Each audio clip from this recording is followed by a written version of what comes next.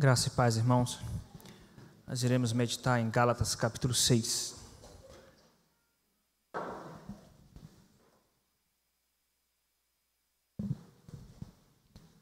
Gálatas capítulo 6.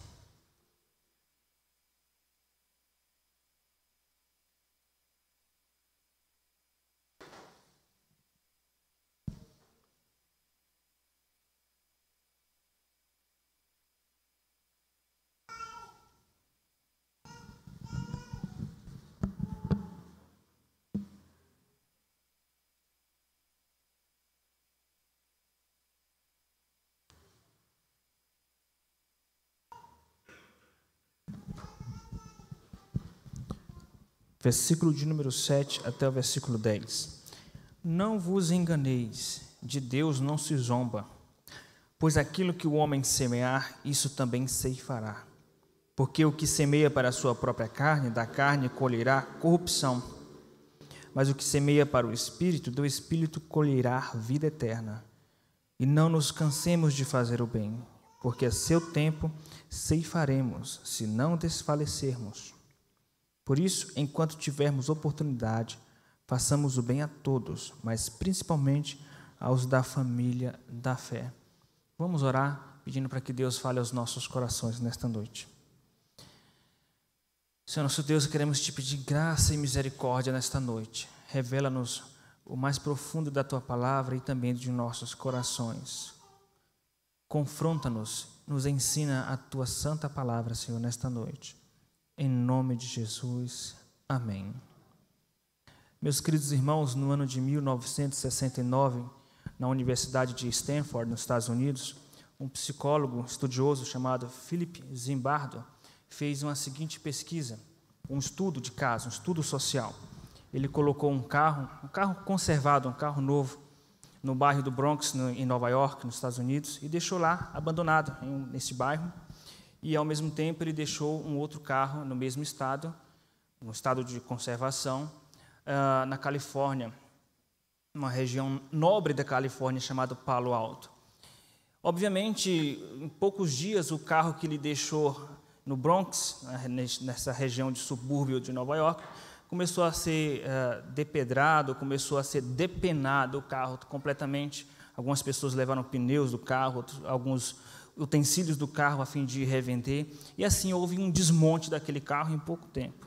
Mas o carro que estava na região de Palo Alto da Califórnia estava conservado. Era o que se esperava. No entanto, ele foi fazer um segundo teste. Ele chegou no carro que estava na Califórnia e quebrou uma janela do carro, deixou uma janela quebrada, e foi embora, e ficou observando.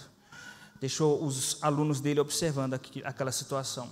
Em pouco tempo, aquele carro, mesmo numa região nobre da Califórnia, começou a ser também depenado, destruído, porque uma pessoa passou, viu uma janela quebrada e quebrou outra janela, o outro viu as duas janelas quebradas, e assim foram. As pessoas, aos poucos, foram destruindo aquele carro. Esse estudo aconteceu de fato. É tanto que, no ano de 1982, dois estudiosos de criminalistas, dois criminalistas que estudam essa área da criminalidade, traz pesquisas a respeito disso, pegaram este caso dessa Universidade de Stanford e eles exploraram a respeito dessa situação, e esses estudiosos, James Wilson e George Kelly, desenvolveram então uma teoria com base nesse estudo. Eles chamaram isso de teoria das janelas quebradas. Essa teoria das janelas quebradas fala sobre o efeito da impunidade nos pequenos crimes. Quando os pequenos crimes não são corrigidos, punidos, isso vai gerar uma sensação de impunidade e vai aumentar ainda mais a criminalidade, porque as pessoas veem a impunidade como oportunidade para aumentar a prática do mal. E assim a natureza humana, se o ser humano não tiver o seu pecado freado desde o início, a pessoa se sente à vontade para ir pecando cada vez mais, uma vez que não há punição. Veja, nos Estados Unidos foi necessário esse estudo para que se chegasse a essa conclusão, mas no Brasil não precisa de um estudo mais tão clínico assim. A gente já presencia a impunidade, os efeitos da impunidade no dia a dia no Brasil, tanto no sentido institucional, como os efeitos da impunidade no crime organizado e nos crimes comuns diariamente. Agora veja, meus queridos irmãos, isso que esses estudiosos descobriram, a Bíblia já fala disso há mais de 2000 anos atrás, a respeito dos efeitos da impunidade.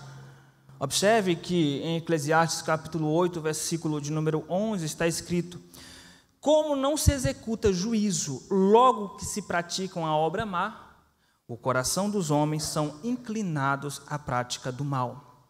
O que o autor dos Eclesiastes está dizendo? Como não há um juízo imediato quando alguém faz um mal, a pessoa se sente à vontade a viver na prática do mal. Isso se estendeu na vida do povo de Israel, é tanto que Deus está trazendo uma severa exortação aos israelitas em Isaías capítulo 57, por causa da imoralidade deles, do adultério, da infidelidade, da idolatria, da corrupção. Em Isaías capítulo 57, versículo 11, Deus fala para o povo assim: não é porque eu me calo há muito tempo que vocês não me temem mais? Ou seja, como Deus não estava mais derramando o seu juízo sobre os israelitas como outrora fazia, os israelitas não estavam mais temendo a Deus. Isso significa que uma aparente falta de juízo, de castigo, de punição, faz gerar uma sensação de impunidade que vai trazer uma permissividade na prática humana.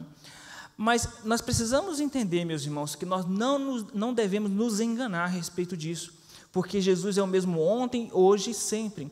O mesmo Deus que matava no Antigo Testamento, o mesmo Deus que matou milhares, centenas de israelitas no deserto por causa da imoralidade, da idolatria, da murmuração, é o mesmo Deus de hoje que executa juízo hoje. Por isso, Paulo fala: não vos enganeis. Veja o que Paulo fala no versículo de número 7, não vos enganeis.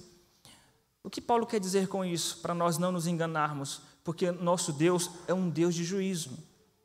E veja que não é somente a sociedade. Muitos crentes têm essa sensação de impunidade, de que Deus não castiga imediatamente. Por que muitos crentes, aqui mesmo, pode ser que tenha alguém aqui ouvindo esse sermão, que são crentes que vivem na prática da imoralidade, na prática do pecado, na prática da rebeldia continuamente. Por quê? Porque Deus não mata em seguida. Porque Deus não castiga em seguida. E é assim que a gente faz. Nós vamos testando Deus. Não é assim que uma criança faz com seus pais? Vai testando? A criança vai testando os pais. Faz uma coisa errada e verifica se o pai vai bater, vai castigar. Aí o pai só dá uma bronca, ele continua. Vai testando os pais, vai testando a paciência dos pais, até que, quando percebe que há impunidade, se desenha um mau comportamento. Meus queridos irmãos, os crentes, da mesma forma, vão testando a paciência de Deus. Existem muitos crentes que testam a Deus, praticam o mal, vivem na prática do mal. Quando percebem que Deus não castiga como fazia no Antigo Testamento, pelo menos a seus olhos, aí pronto, se sente à vontade para viver seus vícios e desordens. Não vos enganeis, diz Gálatas capítulo 6, versículo 7. Nós não devemos nos enganar, porque Deus castiga assim, como ele castigava no Antigo Testamento. Obviamente, Deus ele não castiga como ele castigava no Antigo Testamento na mesma proporção e de maneira imediata. Porque Deus, no Antigo Testamento, ele matava muitos israelitas imediatamente, apenas quando eles murmuravam, quando eles falavam mal de Moisés, quando eles murmuravam porque não tinha água, comida, praticavam imoralidade, idolatria, Deus matava imediatamente. Mas essas coisas nos servem de exemplo. Veja que está escrito na primeira carta de Paulo aos Coríntios, capítulo de número 10, versículo 6. Estas coisas nos servem de exemplos. E a palavra grega exemplo é típicos, ou algo como um tipo, um modelo. Mas, mesmo assim, mesmo Deus não matando a multidão de crentes como matava no Antigo Testamento, não significa que Deus não castiga hoje. Não significa isso. Por exemplo, na carta a Tiatira, a igreja de Tiatira, Jesus fala a uma mulher chamada Jezabel. Essa mulher estava seduzindo os crentes a praticar o mal, a imoralidade. E Jesus diz: eis que há prostro de cama, e aqueles que a seguem com grande tribulação, e aos seus filhos os matarei, se não se arrependerem. Então Deus continua matando, Deus continua prostrando de cama e enviando grande tribulação aqueles que vivem na prática do mal sem arrependimento. Então, Jesus é o mesmo ontem, hoje e sempre. Nós precisamos atentar a respeito disso. E como Deus nos exorta a respeito disso? Como Ele nos ensina a respeito dessa, como Deus corrige essa sensação de impunidade? Meus irmãos, Deus ele corrige isso através do ensino da semeadura ou da lei da semeadura. O que diz essa lei da semeadura? Vários ensinamentos bíblicos são expostos e são trazidos a nós através de ilustrações baseadas na vida cotidiana de Israel. No caso aqui, a respeito de Deus corrigir essa sensação de impunidade que há em nossos corações, Deus corrige isso trazendo uma ilustração da lei da semeadura. Observe o versículo de número 7 em diante. Não vos enganeis, de Deus não se zomba, pois aquilo que o homem semear, isso também se fará. Porque o que semeia para a sua própria carne, da carne colherá corrupção.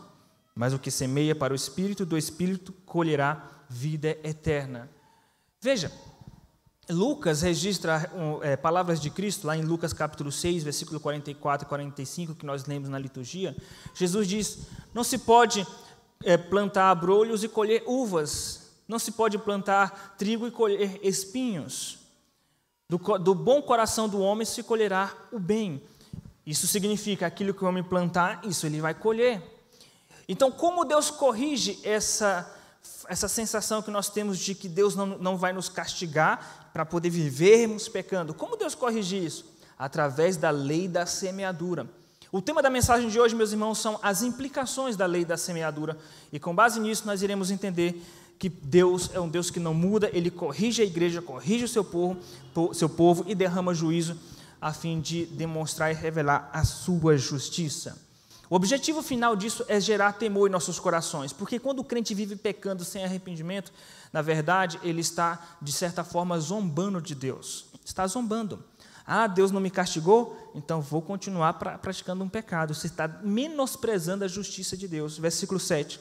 Não vos enganeis, de Deus não se zomba. Então, se você está vivendo uma vida de pecado sem arrependimento, você está zombando de Deus, menosprezando o caráter de Deus, asseverando que Deus não tem te castigado e não vai te castigar. Em outras palavras, pare de brincar com Deus, porque com Deus não se brinca e todos os nossos atos têm sim consequência. Todos os nossos atos têm consequência. É disso que falaremos hoje, os princípios ou as implicações da lei da semeadura. A primeira implicação da lei da semeadura, meus irmãos, é juízo de Deus para os desobedientes.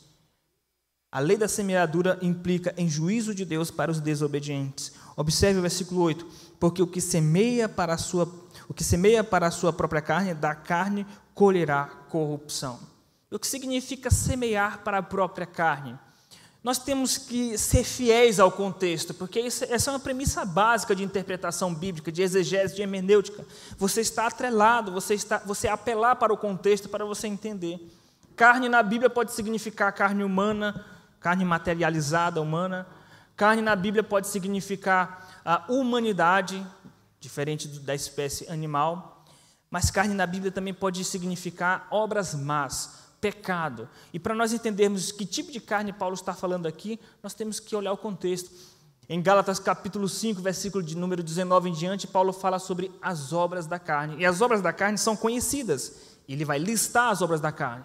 As obras da carne são conhecidas e são estas: impureza, imoralidade, lascívia, idolatria, feitiçarias, ciúmes, iras, discórdias, invejas, bebedices, glutonarias e coisas semelhantes a estas. Estas são as obras da carne. Aqueles que são de Cristo crucificam a sua carne com suas obras.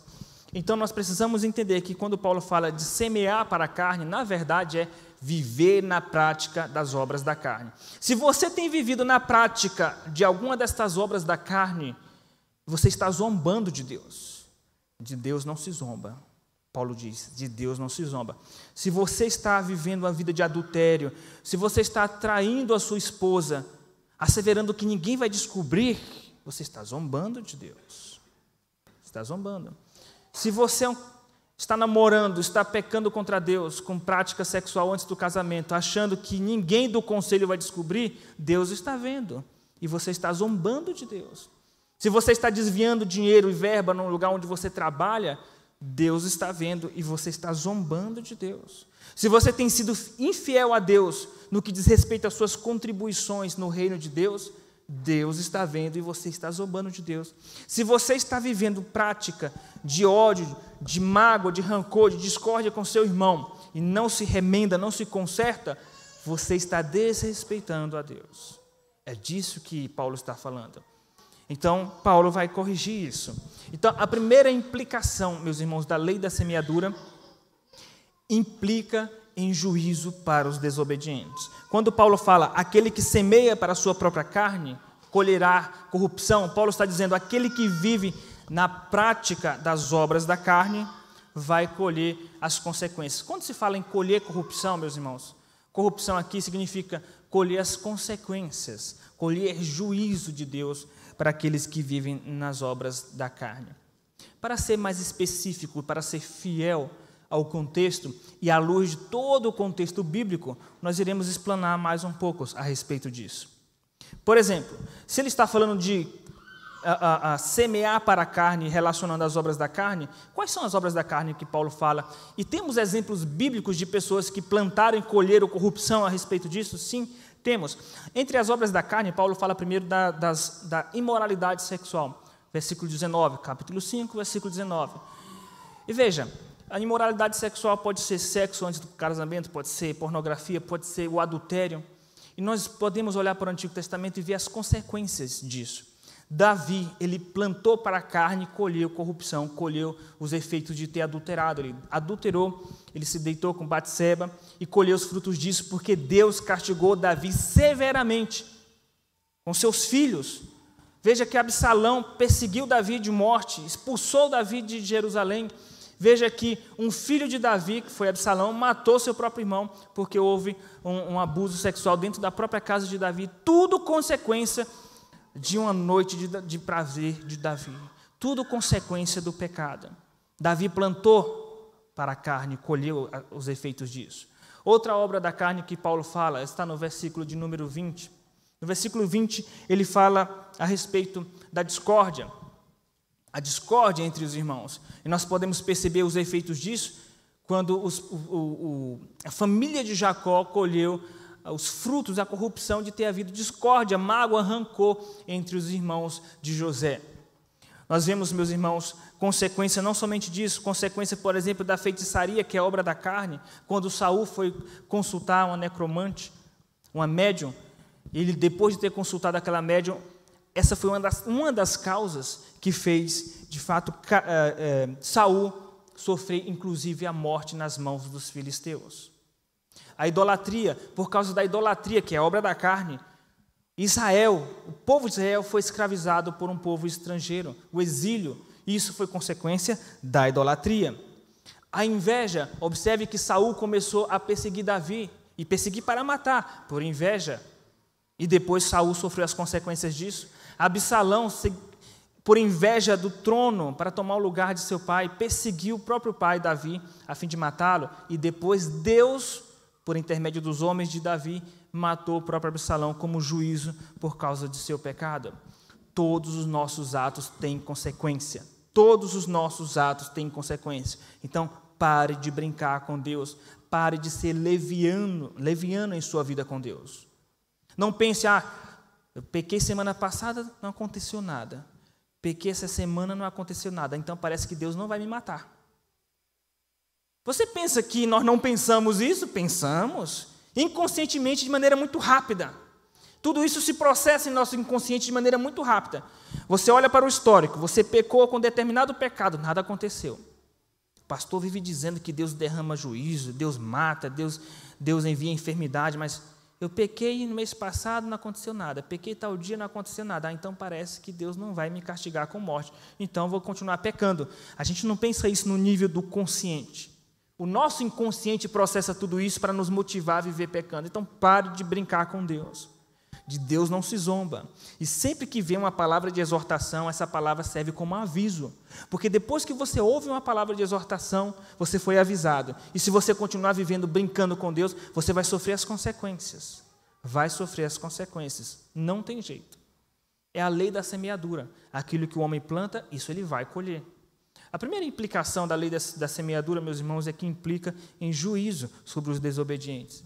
A segunda implicação é que implica em bênção aos obedientes. Observe o versículo de número 8. Porque o que o homem semeia para a sua própria carne, da carne colherá corrupção. Mas o que semeia para o Espírito, do Espírito colherá vida eterna.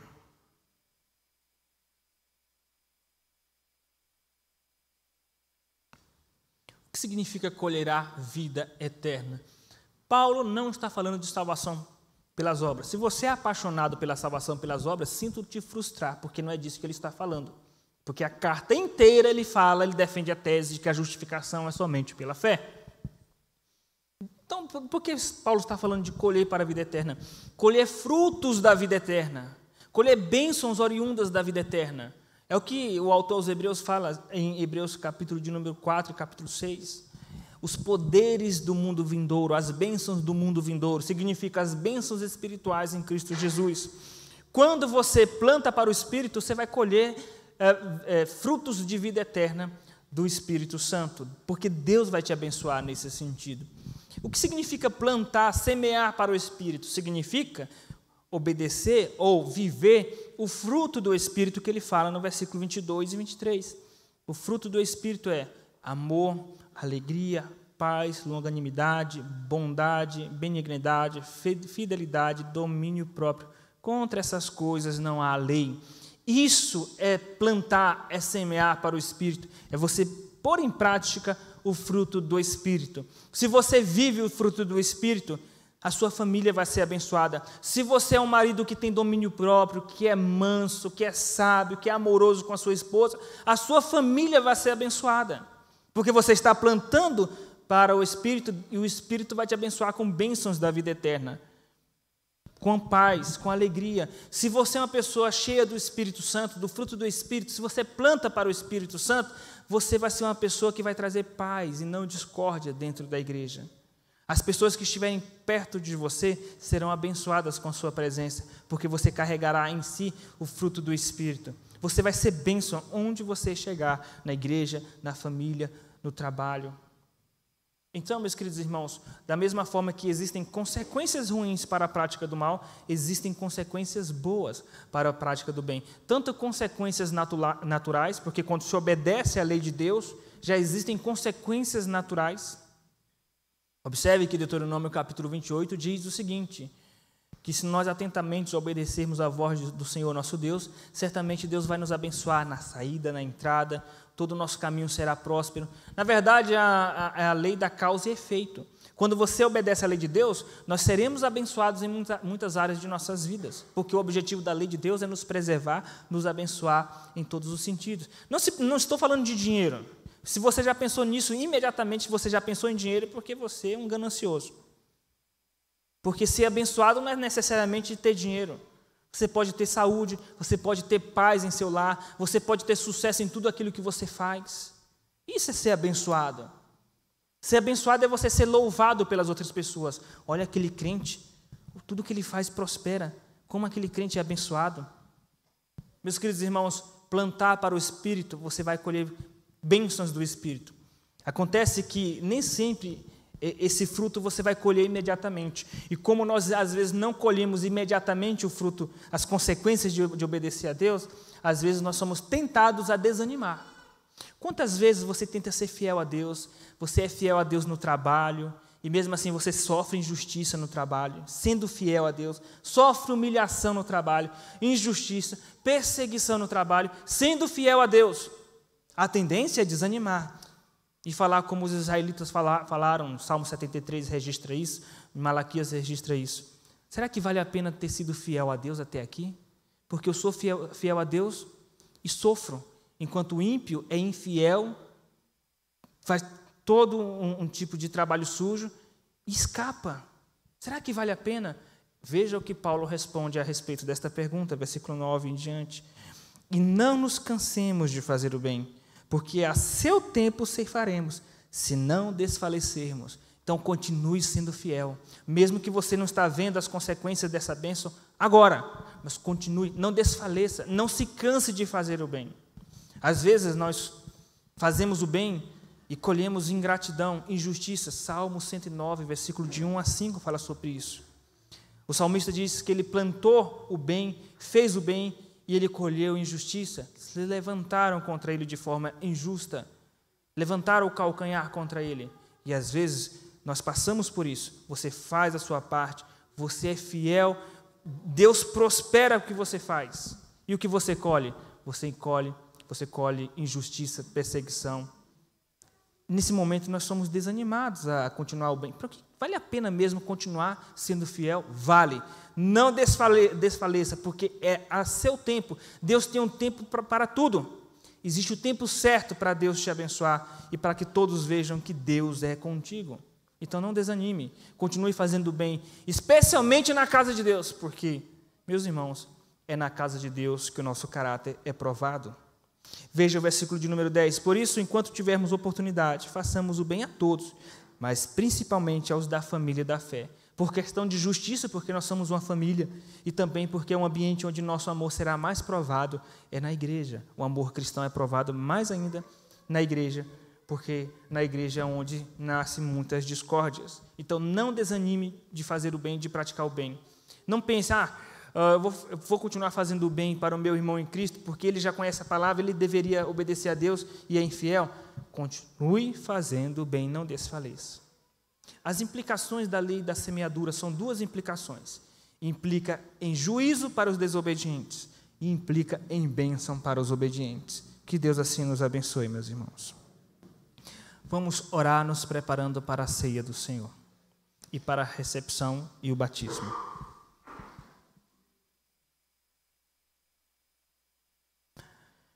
Senhor nosso Deus, queremos te agradecer por Tua palavra, Pai.